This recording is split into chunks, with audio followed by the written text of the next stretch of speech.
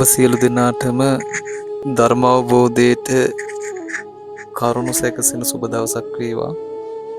මේ පේන බැනර් එක කොත්මලේ රම්බඩ ප්‍රදේශයේ නායෑමෙන් 40 ගානකට වඩා වැඩි පිරිසක් මේ පරලෝ ගිහිල්ලා ඒ අයගේ බැනර් එකක් පේන්නේ.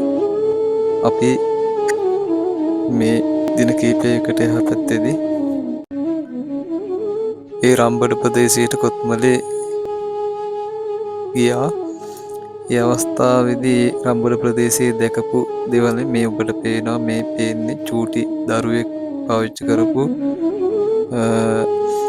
සෙල්ලම් බඩුවක්. මෙතන මේ තිබිලා තියෙන ලොකු ගෙයක්. ඒ ගේ මේ වෙනකොට දකින්න නෑ. මේ තවත් ගෙයක් එතන තියෙන යට වෙලා තියෙන. ඒ ගෙවල් ඒ ගේ ගහගෙන ගිහලා තිබුණු තැනක්වත් නෑ. එතන ඒ දකින්න ලැබුණ ළමයෙක් තිබුණු සෙල්ලම් බඩුවක්. මේ ඒ පටන් ගත්තු තැන මේ මෙතන තියෙන්නේ මේ ඒ ගෙදර දොරේ තිබුණු ලී උල්වව් ලී දොරේ කෑලි තමයි මේ දකින්න තියෙන්නේ. මෙතන දැන් මේ සුද්ධ කරලා පාරේ යන්න පුළුවන් විදිහට සුද්ධ කරලා තියෙනවා. මෙතන ගෙයක් තමයි මුලින් තිබිලා තියෙන්නේ අර ගෙත් එක්කම. ඉතින් මේ තැන එදා ඒ වහින මහ වැස්සේ දන්නේම නැතුව නාය ගිහිල්ලා තියෙනවා. පාන්දර වෙනකොට ඒ ඔක්කොම සිද්ධ වෙලා ඉවරයි. මේ පේන්නේ ඒ ස්ථානයේ තිබුණු ලොරියක්. මෙතන මේ ලොරියත් ඒ ගහගෙන ගිහිල්ලා ඒ නායට අහු වෙලා තියෙන ලොරියක් පේන්නේ.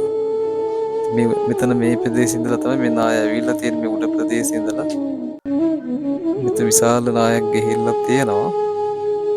මේ ඉස්සරහට තව ටිකක් යනකොට මේ ලොරියේ කෑලි තමයි මේ තියෙන්නේ. ඒ ගහගෙන ගිහපු. එතන හිර වෙලා තියෙන ලොරිය ඇවිල්ලා ටික ටික ඉස්සරහට අපි යනවා. යනකොට මේ තියෙන්නේ ඒ ලොරියේ තව තියෙන්නේ ඒ ලොරියේ මේ තියෙන්නේ ඒ ලොරියේ රේඩියේටරේ. තව ඉස්සරහටම යනකොට ඔය තියෙන අර පල්ලෙහාට ගියපු කොටස මේ තියෙන්නේ පල්ලෙහාට ගියපු කොටස පේන්නේ. එතකොට මෙතෙන් දරන්න මේ බලන්න මේ ගෙදර හිටපු අර ළමයින් පාවිච්චි කරපු පොත් වගේක් හරි සංවේග රූපයක් මෙතන මේ තියෙන. ළමයි පාවිච්චි කරපු එදා ජීවත් වෙනකොට බලන්න මේ පාඩම් කරන්න ගත්ත පොත් ටික. ඒ ළමයි එදා ඉගෙන ගන්න මොන තරම් බලාපොරොත්තු තියාගෙන මේ ගෙදර ජීවත් වෙන්නේ නැද්ද? දැන් බලන්න මේ එකතු කරලා වට තිබුණු ඒ ගියපු ගෙවල් වල ඒ තිබුණු පොත් එකතු කරලා තමයි එතන දාලා තිබුණේ. හරි සංවේගයක් ඇති වෙනවා එතන. දැන් බලන්න ඔය මුග්ගයක් තිබුණු තැනක් මේ දැන් මොකක්වත් ඇත්තෙම නැහැ. ඉතින් සබහ ධර්මයේ මේ වෙන සිදුවීම් දැකලා ජීවිතේ යථාර්ථය අපි තේරුම් ගන්න උත්සාහවත් වෙන්න ඕන. මොකද මේ සිදුවීම සිදුවෙන්න කලින් මේ ස්ථාන මේ ගෙදර මේ හිටපු මේ පවුල ඒ වගේම අනිත් ඒ පවුල් වල අය මොනතරම් බලාපොරොත්තු ප්‍රාර්ථනා තියාගෙන ඉදා නිදා ගන්න නැද්ද? හෙට ඉස්කෝලේ යනවා කියන අදහසින් ළමයි නිදා ගන්න ඇති. හෙට රැකියාව වලට යනවා කියලා ඒ අදහසින් නිදා ගන්නට ඇති.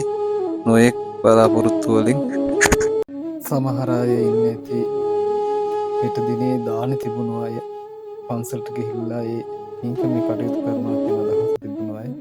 ඉතින් මේ විදිහේ බලාපොරොත්තු සියල්ල සුළු විසුළු කරමින් එළිවෙනකොට මේ සියල්ල සිදු වෙලා ඉවරයි. මේ පේන්නේත් ඒ වගේ අර අවසාන හරියේදී ඇවිල්ලා තිබුණු ගල් වගේ. ඉතින් අපිට මේ හින්න අම්මලත් විස්තර කරා මේක තිබුණා මේ භයානක බව. එළිවෙනකොට මේ සියල්ල සිදු වෙලා ඉවරයි කියන බව අපිට මතක් කරා. ඒ නිසා ජීවිතය අපි තේරුම් අරගෙන මේ කාරණාව තාවකාලික කෙටි ජීවිතයක් ගත කරන බව අපි තේරුම් අරගෙන පුංචි මොහොතකදී අපිට මේ ජීවිතේ නැති වෙන්න පුළුවන් කියන කාරණාවන් සිහියට නගාගෙන තේරුම් අරගෙන ජීවත් වෙන මේ පුංචි කාලය තුළදී කාටවත් දුකක් කරදරයක් නැතුව පවෙන් වැළකීලා කුසල ධර්මයන් උපදවාගෙන හිත දහමට නතු කරගෙන ධර්මයේ රැකවරණය ලැබමින් ජීවත් වෙන්න අපි උත්සාහවත් වෙන්න ඕන. අපිට පිහිටක් තියෙන එච්චරයි ඒක නයි වෙන පිහිටක් ඇත්තේ නැහැ. ඒ නිසා මේ නැවතත් ඔබට පේන්නේ බෝඩ් එක ඒ බැනර් එක ඒ නැති වෙච්ච අයගේ බලන්න කී දෙනෙක් නම් මෙතන ඉන්නවා 40 ගානක් ඉන්නවා.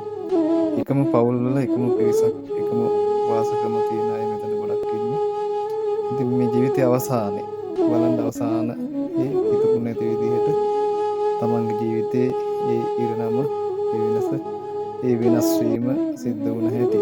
ඒ නිසා අපිටත් මේ ටිකම තමයි අපි ජීවත් වුණාට මේ විදිහට කොයි මොහොතක කොයි වගේ තත්ත්වයක් උදාවෙයිද දන්නේ නැති නිසා ජීවිතේ යහපත් ධාර්මික ජීවත් වෙන්න උත්සාහවත් වෙන්න ඕන.